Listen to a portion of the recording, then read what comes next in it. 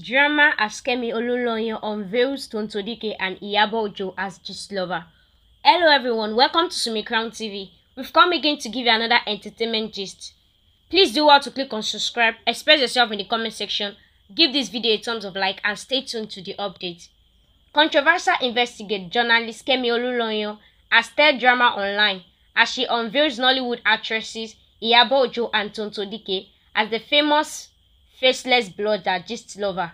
There is no doubt that Gistlover is wanted amidst Nollywood stars and other entertainment artists for repeatedly surfacing their secrets to the public on social media. Sharing series of photos on Instagram, Kemi Olunloyo claimed that an IRT police officer confirmed to her that Iyabo Ojo and Tontodike is Gistlover. She also claimed that they blackmailed and defamed a female officer over a viral case of Nnamdi some months back.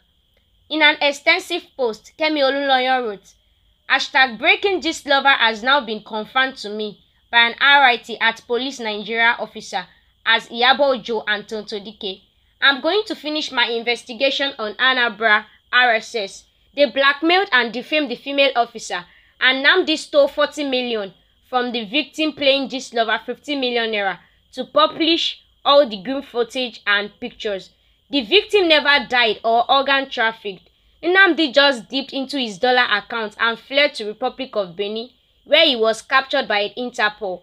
I'm begging IGP Aigbe as journalist to release the results of the investigation that IGP Akali wrote.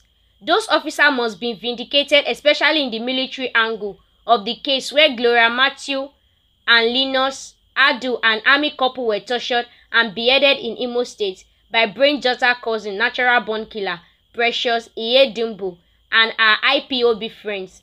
She disappeared because the army reportedly deleted her and not the Anambra RSS.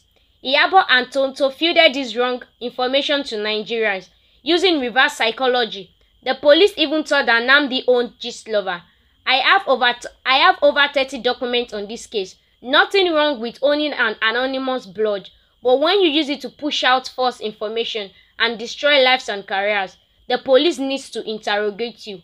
Instagram has been helpful in this case, disclosing the phone numbers that opened the numerous accounts, particularly the verified one with 1.2 million naira deleted for posting that female called personal information.